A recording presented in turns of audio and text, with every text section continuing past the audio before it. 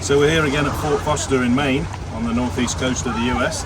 And what we can see in these rocks is different response, the same rock responding in different ways to forces. So depending on pressure and temperature, the conditions they were at. We can see with the white layer, folded layers of the white material.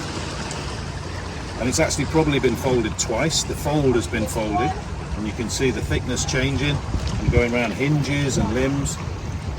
And then that deformation, those folds are themselves then cut and truncated by a brittle structure, a fault, that actually cuts off the top end. And if you see by my feet now, you can see the layers have actually been offset by shear movement along that brittle fracture.